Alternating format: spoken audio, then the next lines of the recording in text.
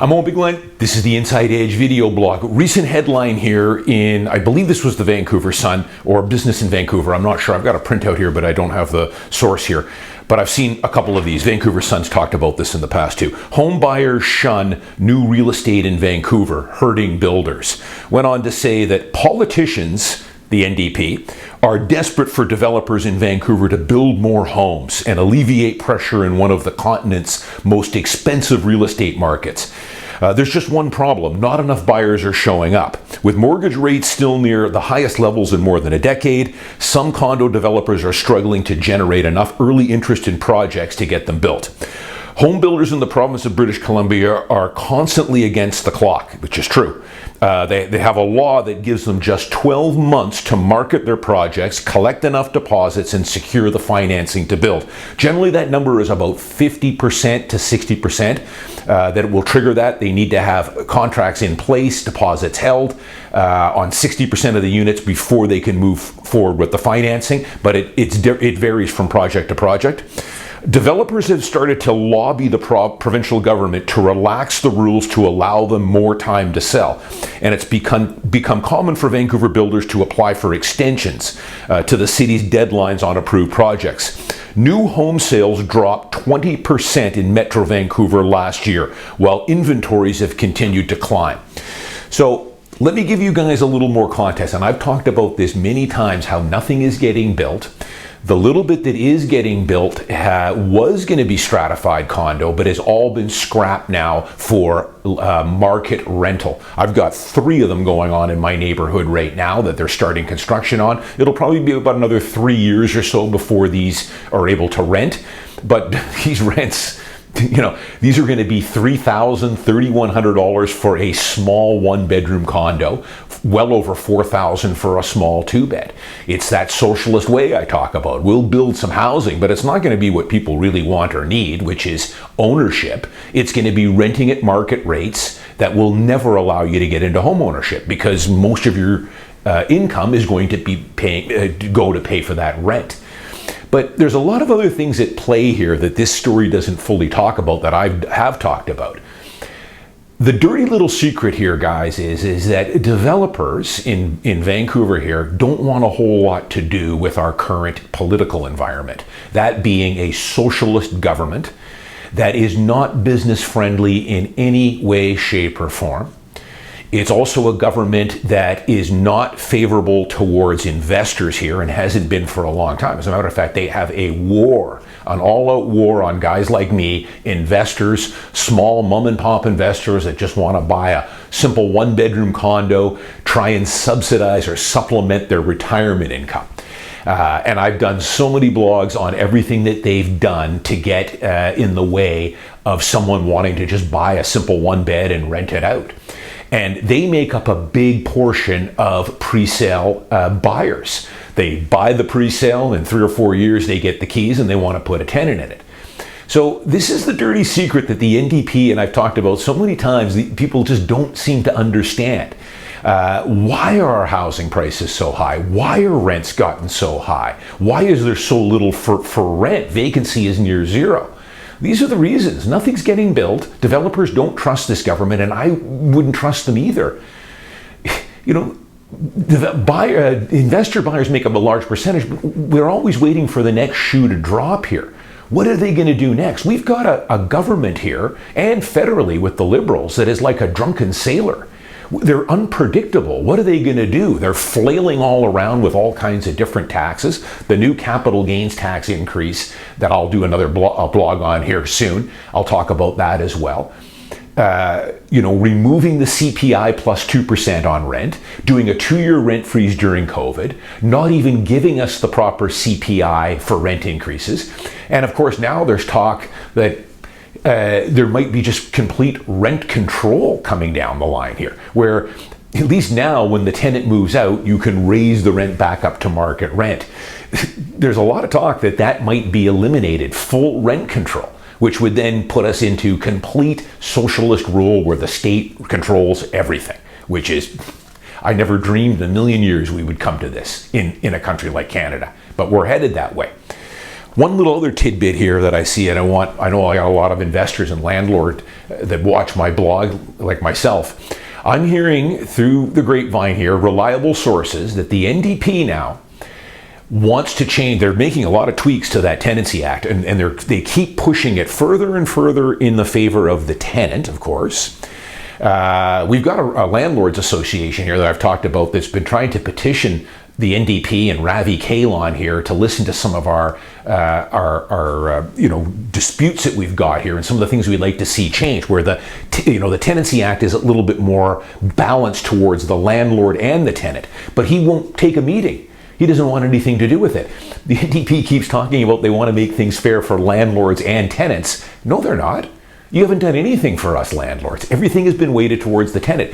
Here's the new one, guys. As you know, that when you sell a condo or a home that's tenanted, as you guys know, I try and do whatever I can to get the tenant out via mutual agreement and tenancy. It's one of the biggest mistakes sellers make. I'm not going to get into this one because I've done 20 blogs on it.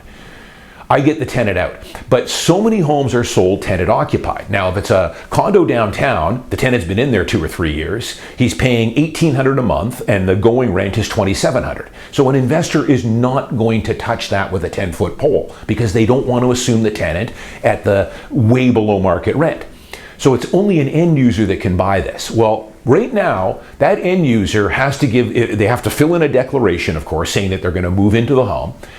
And you have to file the proper notice to the tenant, which is 2 clear months. So if the home sells on May 15th, it goes firm. You've got to give the tenant the rest of May, all of June, all of July. August 1st would be the earliest completion date. If you can believe this, the NDP, and this is pretty good source here, this is coming. They want to change that now to 4 to 6 months notice to a tenanted property for that new owner to buy the home. So the memo that I just got from a law firm that told me about this, of course they think this is just getting ridiculous. This is going to screw up a lot of stuff. I mean, first off, the only buyer for that unit is an end user. Investors aren't going to buy it. So now you might have to wait up to 4 to even up to 6 months before that deal can go firm. So what kind of buyer wants to wait 6 months after they remove subjects before they can take possession? Most people that buy a home to move into want to move into it in 4 to 6 weeks. That's the standard closing time.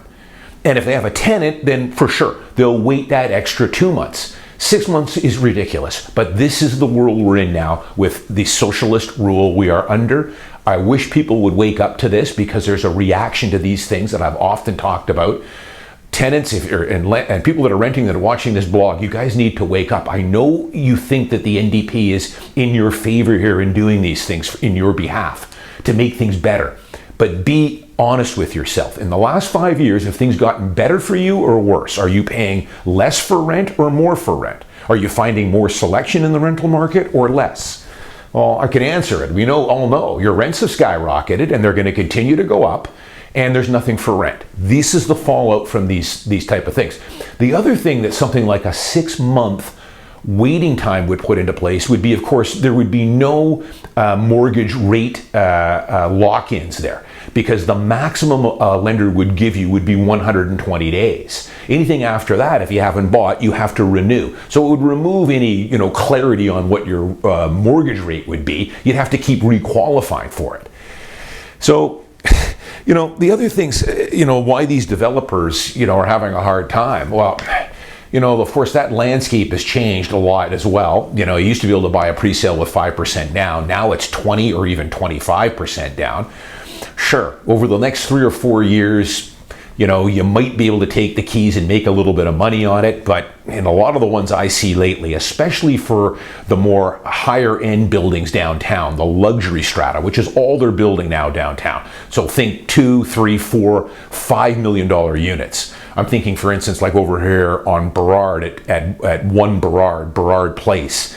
Most of those owners on those higher floor, larger units lost money. That was an over 6-year time from the time they laid their deposits down till the time they took possession. And then when you back out not 1 set of GST, but 2 sets of GST, if you try and sell it in less than a year, your PTT on the way in, your commissions to sell it, 2 sets of conveyancing fees, there's not an awful lot of profit there. And that's why you're seeing these pre-sale numbers down 20%. There's also, a pretty good glut in this market right now. I've talked about it with my report last month on the current market and where it is. And I'm going to do another one here soon. Overall, the market's quite strong, but inventory has been creeping up. Where I see the inventory creeping up is areas like Metrotown, Brentwood, some of the stuff in the Brighouse area in Richmond, Surrey, not my main markets. But there they've been building for days. You've got these 2, 3, 4-year-old stratas. And in some of those stratas, I'm seeing 15, 20, 25 units for sale. And those units, and I've got a couple of them listed right now, they're languishing. What is selling is the high quality strata downtown, the 1 beds, the 2 beds, not a lot of inventory there. And if they're priced right and the strata is good, those are selling. The rest is kind of sitting, especially for a lot of these newer 1, 2, 3, 4-year-old strata. So it's all over the road. The other thing, of course, is there's not a lot of profit to be made a lot of times on the pre-sale. So this is what's happening. We're not building anything. Population continues to grow. Not building anything downtown outside of rentals now, or anything that does get built will be ultra luxury condos only. There's a few going up along the Georgia corridor there in Cole Harbour. But keep in mind, these are starting at $2,000, $2,500 a square foot, so hardly affordable. But as I often said, they're not even building many of those. At least building some of those, the people in the $1,200 a square foot ones can a lot of times move into those type of things, move up, and creates a new buyer for that lower priced unit. So everything is kind of seized right now. And the repercussions with this will be felt in another 5, 6, 7, 8 years. I've done lots of blogs where the media will be talking about this. They're always a day late and a buck short. 6 or 7 years from now, they'll be wondering, where did it all go wrong? There's nothing for sale downtown. They haven't built anything outside of a few ultra luxury towers. Demand continues to go. Sure, I can rent a condo. They're building me some new rental only buildings, but I don't want to be a renter for life and paying $3,200 a month for a 1 bed. I want to be an owner, start building up some equity, paying down the mortgage. That's what's going to give you your financial security down the road when you get older, not being a lifetime renter. I'm Owen Biglen. As always, thanks for watching. I'll see you next week.